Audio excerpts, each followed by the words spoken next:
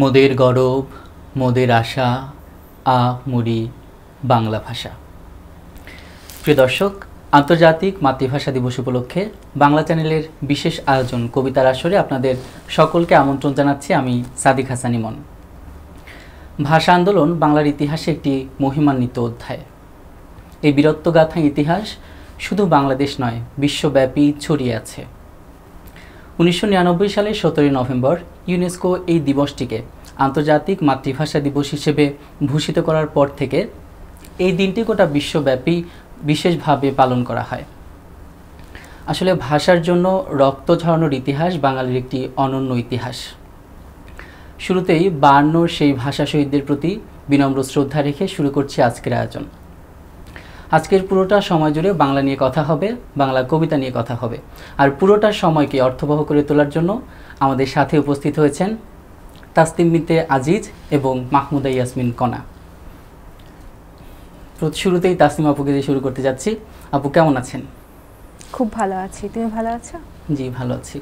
আপনারা এসেছেন, আরও বেশি ভালো আছি। আজকে আমাদের কবিতার আসরে এসে আপনার কেমন লাগছে?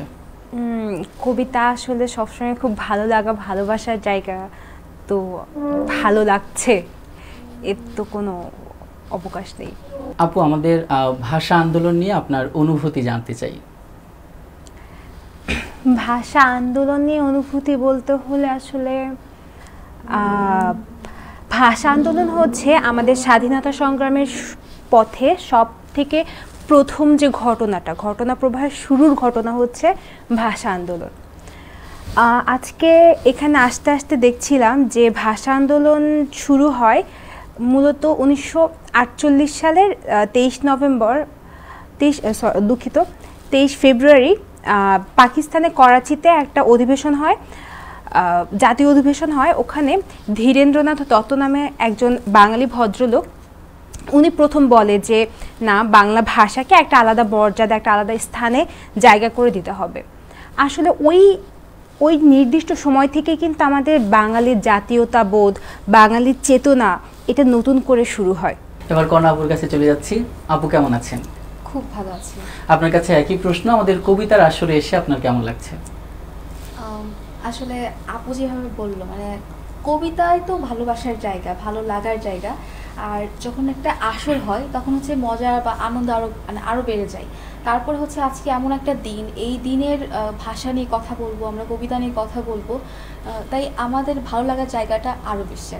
আপু, আপনার কাছে বাংলা ভাষার অনুভূতি সম্পর্কে জানতে চাই। আচ্ছা, বাংলা ভাষার অনুভূতি প্রথমেই হচ্ছে, যদি মানে বাংলা ভাষা নিয়ে কথা বলি, ভাষাটাই কিন্তু আমাদের কাছে একটা অনুভূতি। আর যেহেতু বাংলা হচ্ছে আমাদের মাতৃভাষা, আমরা একদম ছোট থেকে, মানে যখন আমরা ভূমিষ্ঠ হই, পৃথিবীতে আসি, তখনই মায়ের কোলে প্রথম আমরা কিন্তু এই ভাষাটাই শিখি, এই বাংলা ভাষাটা শিখি।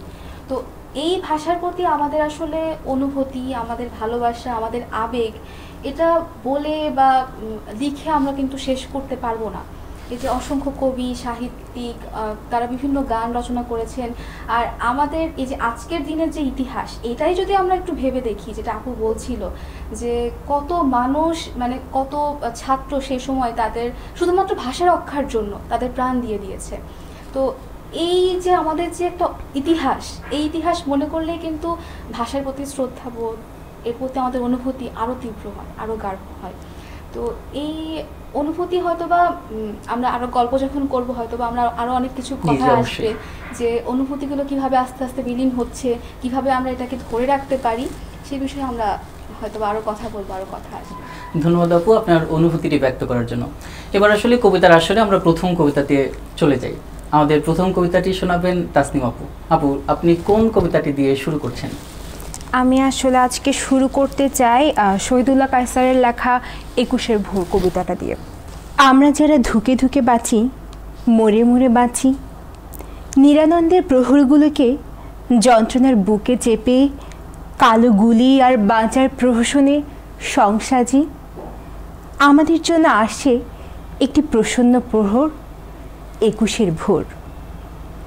আমরা যারা ভয়ে জড়সড় পিছু টানে পিছু ছুটে যাই, শঙ্কারে শীতে কাঁপে রাত ভোর, আমাদের জন্য আসে একটি উষ্ণ প্রহর একুশের ভোর।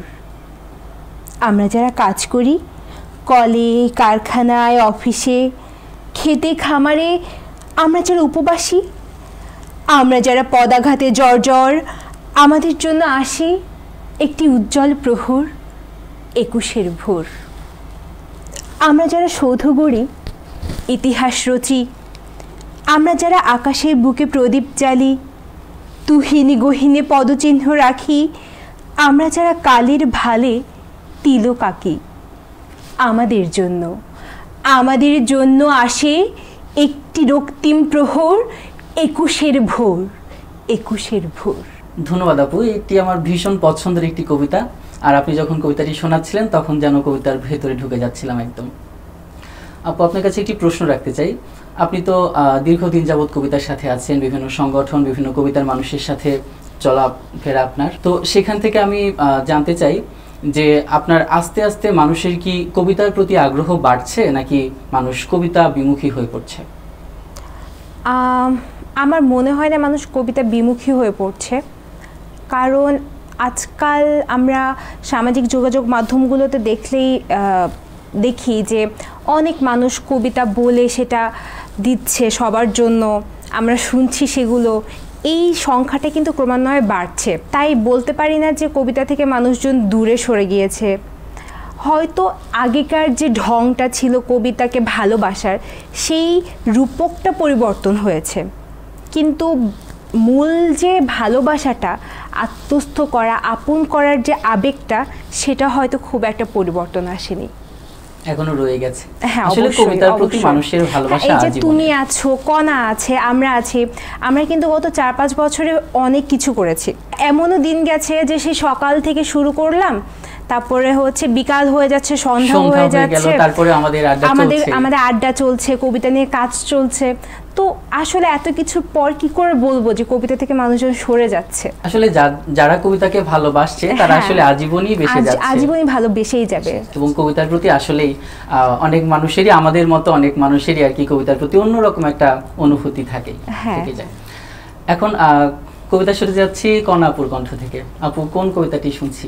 আপু যখন বলছিল আর কি, মানে এই যে আমাদের আড্ডার কথা, আমাদের বিশ্ববিদ্যালয়ের সুন্দর বিকালগুলো, যখন আমরা কবিতা আলোচনা নিয়েই আমাদের সময়গুলো চলে যেত আর কি। তো ওই সময়েই আমরা কিন্তু ওই যে ২১শে ফেব্রুয়ারি, ভাষা আন্দোলন, এইসব নিয়ে কিন্তু কথা বলতাম বা বিভিন্ন আলোচনা হতো। আজকেও কিন্তু আমরা ২১শে ফেব্রুয়ারি নিয়ে আলোচনা করছি। হ্যাঁ, তেমনই আর কি। তো আমি হচ্ছে আব্দুল গাফফার চৌধুরীর যে গানটা আমরা সবসময় ২১শে ফেব্রুয়ারিতে গেয়ে থাকি, এই গানটা কিন্তু একটা কবিতা থেকে নেওয়া। তো এই গানটারই কিছু অংশ, যেটা পরবর্তীতে আমরা আসলে মানে গান হিসেবে নিই না, সেটা আমি একটু পাঠ করার চেষ্টা করছি। জি, অবশ্যই। জাগো নাগিনীরা, জাগো নাগিনীরা, জাগো কালে বসে খিরা, শিশু হত্যার বিক্ষোভে আজ কাঁপুক বসুন্ধরা। দেশের সোনার ছেলে খুন করে রোখে মানুষের দাবি, দিন বদলের ক্রান্তি লগ্নে তবু তোরা পার পাবি না। না, খুন রাঙা ইতিহাস শেষ রায় দেওয়া তারি ২১শে ফেব্রুয়ারি। সেদিনও এমনই নীল গগনের বসনে শীতের শেষে রাত জাগা চাঁদ চুমু খেয়েছিল হেসে। পথে পথে ফোটে রজনীগন্ধা অলকানন্দা যেন। এমন সময় ঝড় এলো খেপা বুনো। সেই আধারের পশুদের মুখ চেনা, তাহাদের তরে মায়ের বোনের ভাইয়ের চরম ঘৃণা। ওরা গুলি ছড়ে এদেশের প্রাণে, দেশের দাবিকে রোখে। ওদের ঘৃণ্য পদাঘাত এই সারা বাংলার বুকে। ওরা এই দেশের নয়, দেশের ভাগ্য ওরা করে বিক্রয়। ওরা মানুষের অন্ন বস্ত্র শান্তি নিয়েছে কারি ২১শে ফেব্রুয়ারি। তুমি আজ জাগো, তুমি আজ জাগো ২১শে ফেব্রুয়ারি। আজও জালিমের কারাগারে মরে বীর ছেলে বীর নারী। আমার শহীদ ভাইয়ের আত্মা ডাকে, জাগো মানুষের সুপ্ত শক্তি। হাটে মাঠে ঘাটে বাঁকে দারুণ ক্রোধের আগুনে আবার জ্বালাবো ফেব্রুয়ারি ২১শে ফেব্রুয়ারি ২১শে ফেব্রুয়ারি ২১শে ফেব্রুয়ারি। অসাধারণ আপু, মনোমুগ্ধকর একটি পরিবেশনা। আসলে মনে হচ্ছে যে আমরা কিন্তু আগের যে দিনগুলোতে একদম খোলা আকাশের নিচে বসে যে চর্চাগুলো হতো সেগুলোই মনে হচ্ছে এখনো আমরা করছি, এরকম মনে হচ্ছে। এরকম একটা আসলে যখনই কবিতা বা আবৃত্তি নিয়ে বসা হয় মনে হয় যে আমরা কিসের সাথে যেন মিশে যাচ্ছি, আমাদের ভাষা আমাদের সংস্কৃতি মনে হয় যে আমাদের গায়ের সাথে আমাদের গন্ধে মিশে আছে। এরকমই আসলে প্রত্যেক সময়গুলো যে আসলে কিভাবে যায় বোঝাই যায় না। জি জি জি। হ্যাঁ, তো আমরা আজকে আবার কবিতার মানুষ সবাই একসাথে হয়েছি, আপনাদের কবিতা শুনছি। তো এখন কণাপুর কাছে একটা প্রশ্ন রাখতে চাই। আপু, আপনি একটি কণ্ঠবিথি নামক একটি সংগঠনের সাথে দীর্ঘদিন যাবৎ আছেন। তো আসলে সেই সংগঠনের কার্যক্রম, সেখানে তো কবিতাপ্রেমী অনেক মানুষ এবং বাংলা ভাষা যারা পছন্দ করে এবং বাংলা ভাষা নিয়ে কাজ করতে পছন্দ করে তারা সেই সংগঠনের সাথে কিন্তু জড়িত আছে। তো সেই সংগঠন সম্পর্কে জানতে চাই এবং তার সাথে যে আপনার সম্পর্ক সেটা সম্পর্কে যদি বলতেন। আচ্ছা, তো আসলে আমি কবিতা হচ্ছে খুব ছোটবেলা থেকেই কবিতা পড়তে খুব পছন্দ করতাম। তখন আসলে হবে যে কবিতা শিখতে হবে বা একটা সংগঠনে যেতে হবে এটা কখনো ওরকম মাথায় আসে নাই। তো একটা পর্যায়ে দেখলাম যে আমার ছোট বোন ও হচ্ছে একটা কবিতা শিখতে বা ছড়া শিখতে যায়। তো ওখানে যাওয়ার পরে আমার প্রথম হচ্ছে ওর মাধ্যমে এই সংগঠনটার সাথে আর কি আমি পরিচিত হই। এবং ওখানে আমার মানে আমি যদি বলি যে আমি নাম আমাকে বলতেই হবে, ওখানে হচ্ছে দীপু ভাইয়া আছেন যারা এই সংগঠনটার আর কি বলে কর্ণধার। তারা হচ্ছে আমাদেরকে সবসময় কবিতাকে ভালোবাসতে শেখায়। আমরা বলি না যে আমরা কবিতা শিখতে যাই, আমরা বলি যে আমরা কবিতাকে ভালোবাসতে যাচ্ছি, কবিতা চর্চা করতে যাচ্ছি, কবিতা নিয়ে আলোচনা করতে যাচ্ছি। এবং এর মাধ্যমে আমরা দেখা যাচ্ছে যখন একটা কবিতা পড়তে শুরু করি তখন ওই কবিতার ইতিহাস জানার চেষ্টা করি, ওই কবিতাটা আসলে কোন সময়কার, ওই কবিতাটা আসলে কে করার চেষ্টা করেছিল। এরপরে আমাদেরকে বলেন যে তোমরা হচ্ছে এটার ভাব বুঝো, তোমরা এটা রস বোঝার চেষ্টা করো। তারপরে আমরা ওটা নিজেরা আত্মস্থ করি, তারপরে আমরা সেটা হচ্ছে পড়ার চেষ্টা করি। আসলে কবিতা আসলে একটি অনুভূতি, সেই অনুভূতিকেই আমরা কণ্ঠের মাধ্যমে প্রকাশ করি আর কি। তো আসলে ওখানে যতদিন মানে এখনো আছে আমি, যখন আমরা যাই আর কি, তখনই যখন ওই যে বিভিন্ন কবিতা আলোচনা হয়, ওখানে আরও আমার ছোট ভাই বোনেরা আছে, বড় ভাই বোনেরা আছে, তারা যখন এই ভাষা নিয়ে কথা বলে, শুদ্ধ উচ্চারণ করে বা চর্চা করে, তখন আসলে একটা আলাদা অনুভূতির সৃষ্টি হয়।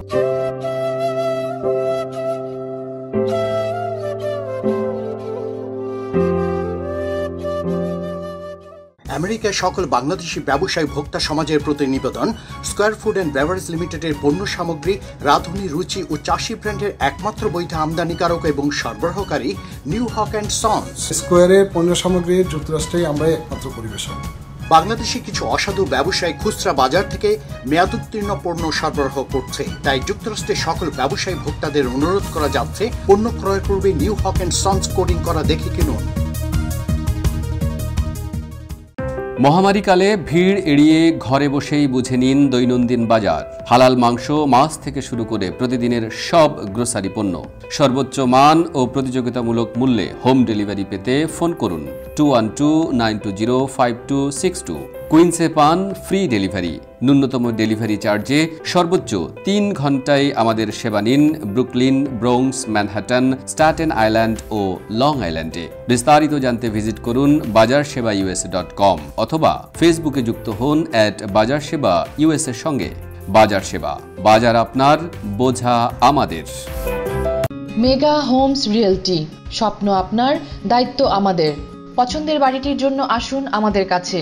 Mega homes realty, buy, sell, rent, invest ও শর্ট সেল।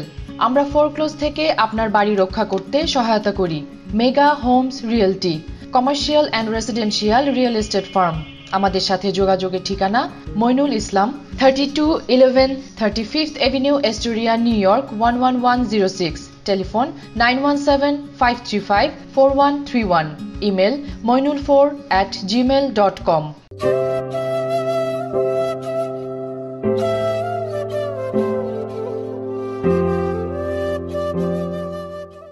প্রিয় দর্শক শ্রোতা, আবারও স্বাগত বাংলা চ্যানেলের বিশেষ আয়োজন কবিতার আসরে।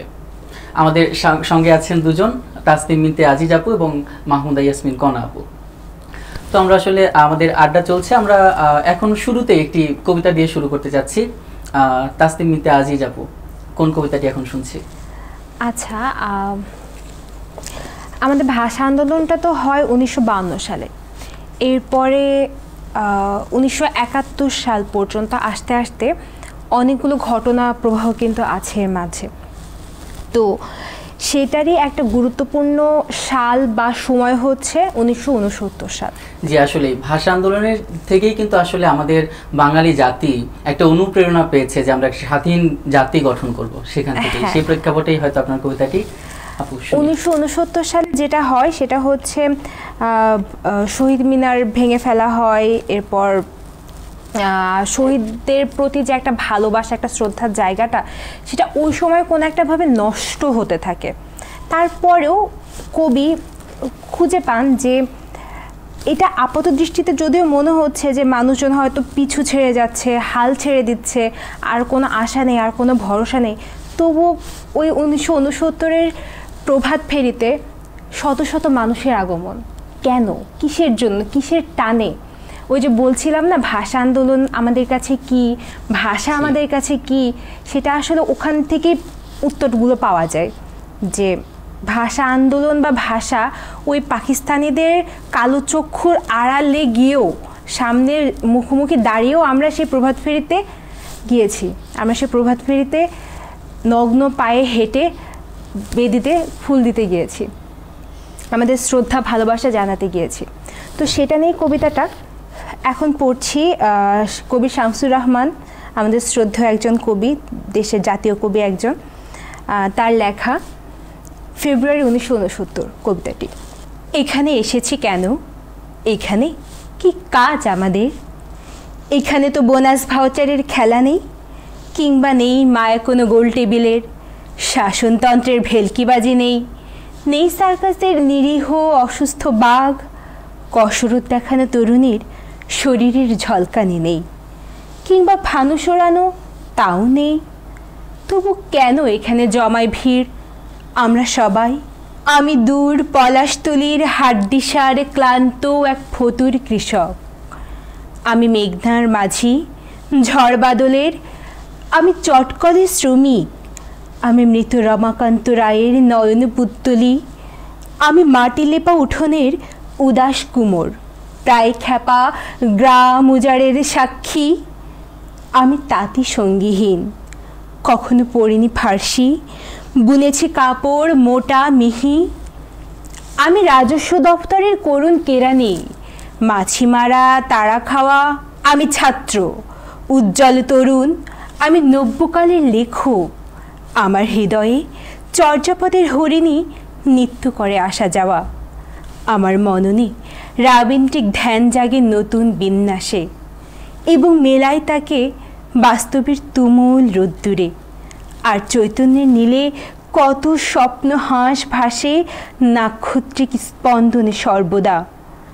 আমরা সবাই এখানে কেন এসেছি, এখানে কি কাজ আমাদের, কোন সে জোয়ার আমাদের করেছে নিক্ষেপ এখানে এই ফাল্গুনের রোদে, বুঝি জীবনেরই ডাকে বাহিরকে আমরা করেছি ঘর, ঘরকে বাহির।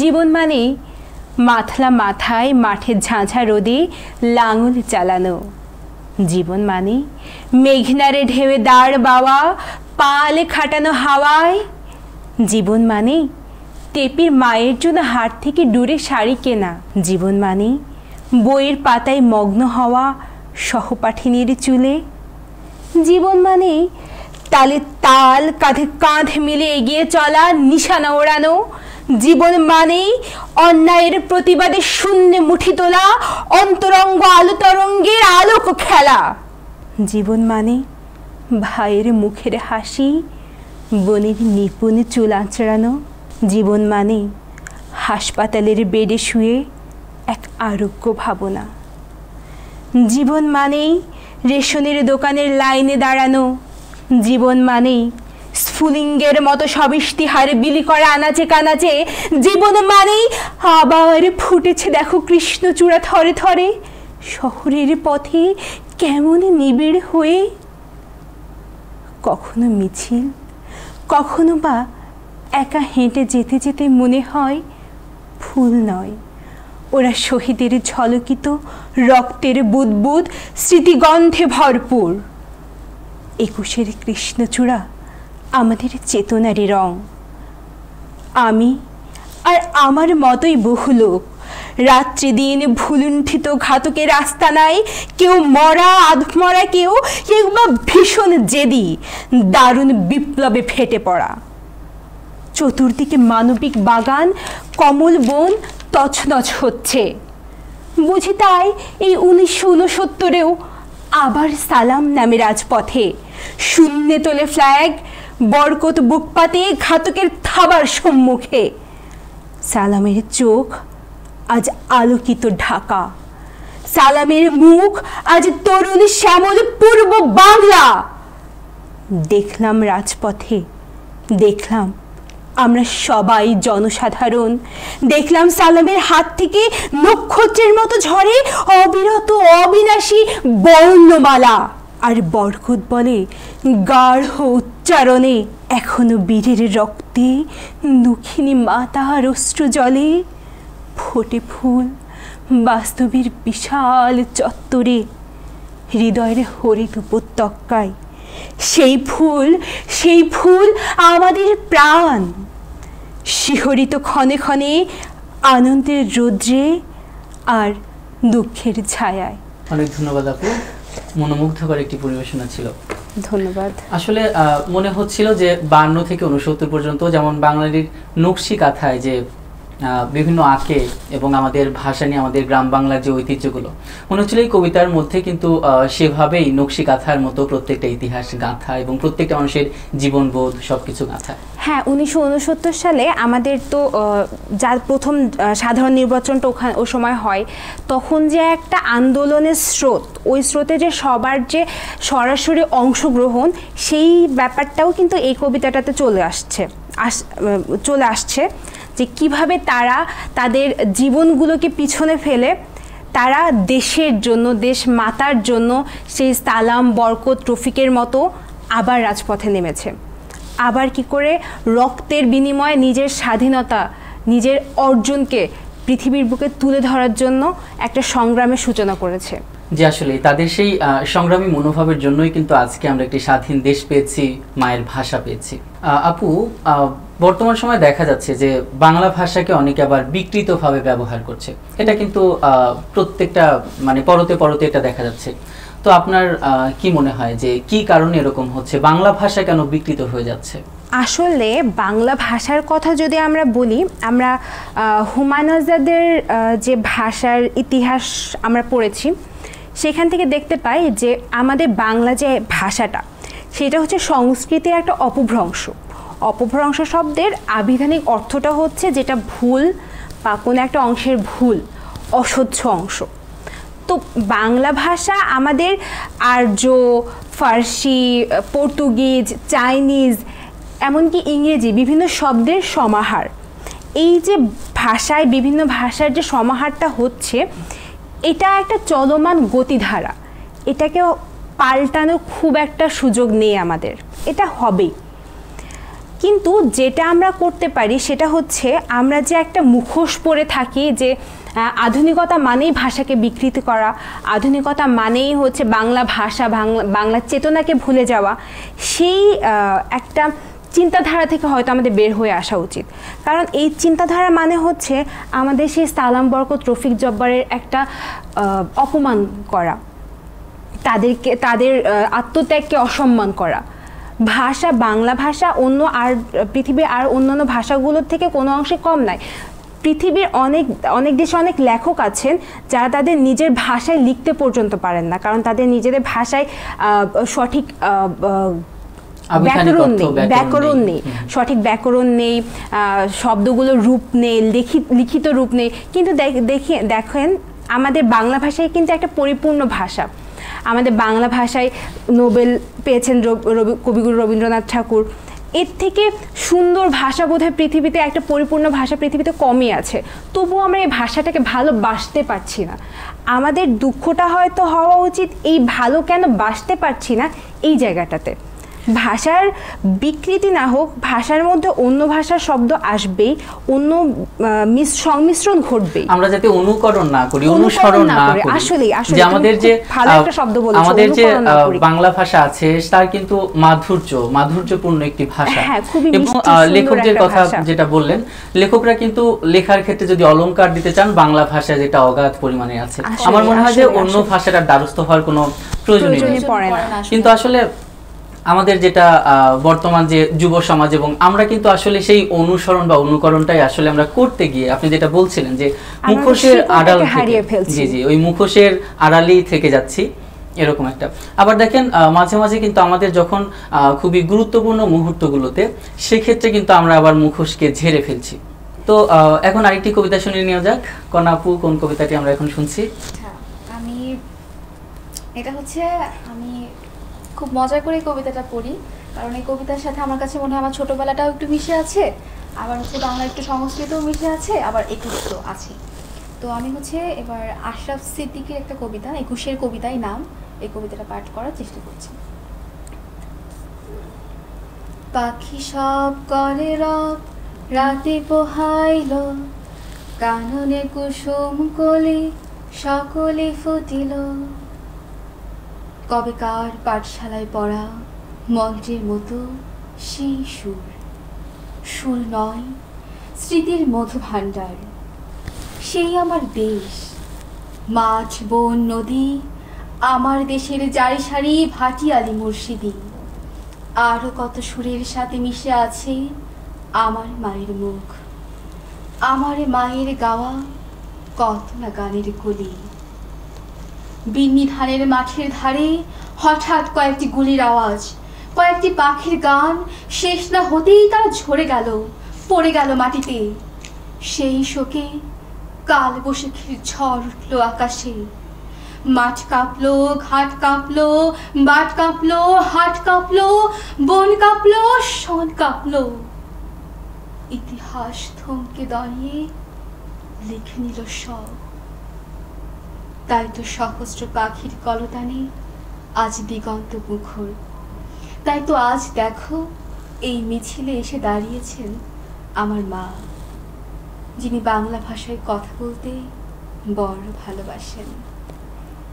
কথায় কথায় কথকতা, কত রূপ কথা, আর ছড়া ছন্দে মিষ্টি সুরের ফুল ছড়ান।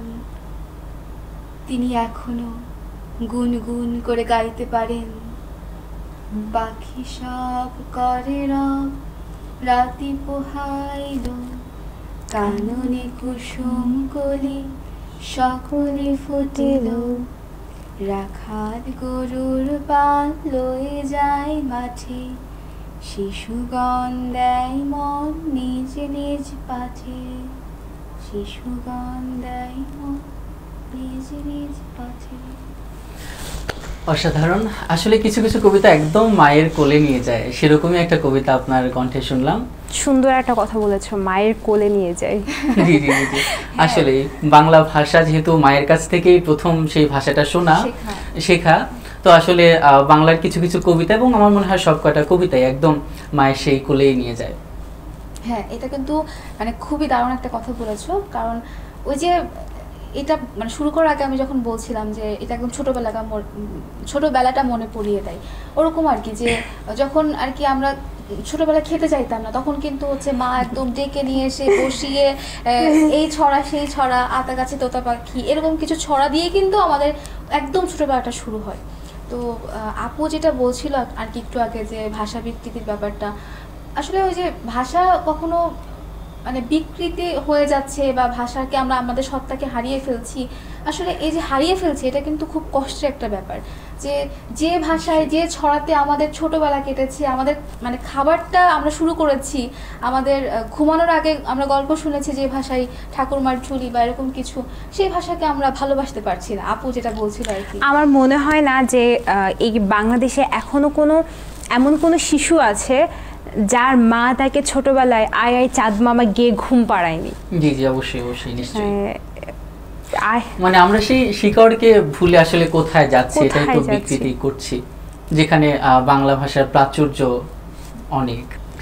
প্রিয় দর্শক শ্রোতা, শেষ শব্দটি শুরু শব্দের মতোই সহজতর একটি শব্দ, কিন্তু সময়ের অববাহিকায় মায়ায় জড়িয়ে আমরা এই শব্দটাকে কঠিনতর করে ফেলি। সময়ের কাঁটা বলছে, কিন্তু আমরা এখন অনুষ্ঠানের শেষ পর্যায়ে চলে এসেছি। এখন বিদায় নেওয়ার পালা। কণা আপু এবং তাসনিম আপুকে অসংখ্য ধন্যবাদ আপনাদের শত ব্যস্ততার মাঝেও আমাদের সময় দেওয়ার জন্য। তোমাকেও, মানে আসলে আমার কাছে মনে হলো যে আমি এতদিন পরে তাসনিম আপু, তোমাকে, সাদিক, তোমাকে মানে যখন আমি পাচ্ছিলাম বা আমি যখন একসাথে এখানে আমি বসেছি, আমার কাছে মনে হচ্ছিল যে এই যে এতদিন আমরা দূরে ছিলাম বা হচ্ছে আমরা কথা বলতে পারছিলাম না, এই জায়গাটা একদম মানে পরিষ্কার হয়ে গেল এবং আমাদের পছন্দের একটা বিষয় নিয়ে কিন্তু আমরা কাজ করছি বাংলা এবং সাথে না। মানে আগের দিনগুলো ছিল প্রায় খুব বসা হতো, কিন্তু এই যে মাঝখানে একটা দীর্ঘদিন সময়টা গেল, আমরা যে কোথায় কি আসছি, কিভাবে আছি বা হচ্ছে কি করছি সব ভুলেই গেছিলাম। আজকের এই দিনটায় সবাই একসাথে বসে হয় এবং সেটা হচ্ছে 21 এর দিন, আবার উত্তরণ করা হলো নতুন করে। আবার সেটা 21 এর দিন। 21 ফেব্রুয়ারিতে আমাদের হয়তো বিভিন্ন অনুষ্ঠানে দেখা হয়েছে, আজকেও কিন্তু একটা অনুষ্ঠানে দেখা হয়ে গেল। আসলে এই কবিতা নিয়ে আমাদের কাজ করা শুরুই তো 21 থেকে, তাই না? হ্যাঁ, আমাদের পরিচয় 21 প্রোগ্রাম, মানে 21 ফেব্রুয়ারি একটা অনুষ্ঠানে কাজ করার থেকে। সেটা কিন্তু আমার সাথেও আপনাদের কিন্তু 21 থেকে আমাদের সবারই মোটামুটি একই রকম। তো এই দিনটা কোনোভাবেই আসলে মানে প্রত্যেকটা ধাপেই আমাদের বলা যায় যে এটা আমাদের একটা স্মৃতিপূর্ণ। জি জি আপু, আপনাদের কিন্তু দুজনের কণ্ঠে আরেকটি কবিতা শুনবো, তবে দর্শকদের কাছ থেকে আমি বিদায় নিয়ে আসি। প্রিয় দর্শক, বাংলা ভাষা আমাদের অর্জন, আমাদের গৌরবের বিষয় এবং আমাদের অহংকার। সেই ভাষার জন্য যারা প্রাণত্যাগ করেছেন তাদের প্রতি বিনম্র শ্রদ্ধা রেখে আমাদের অনুষ্ঠানটি শেষ করতে যাচ্ছি। সবাই ভালো থাকবেন, সুস্থ থাকবেন, বাংলা চ্যানেলের সঙ্গেই থাকবেন। বাংলা চ্যানেলের পক্ষ থেকে সবাইকে 21শে ফেব্রুয়ারির শুভেচ্ছা। আমরা শেষ করব, কিন্তু তার আগে কিন্তু আপনাদের যেমনটা কথা ছিল যে আপনাদের দুজনের কিন্তু একসাথে একটি কবিতা শুনতে চাই।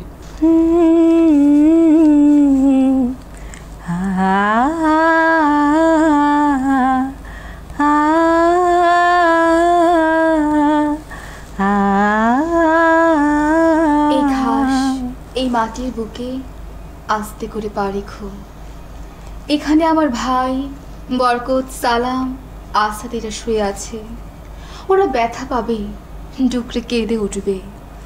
এই নরম মাটিতে আস্তে করে পা ফেলো, আমার ভাইয়ের রক্তে এই বাংলা এখনো ভেজা স্যাঁতসেঁতে।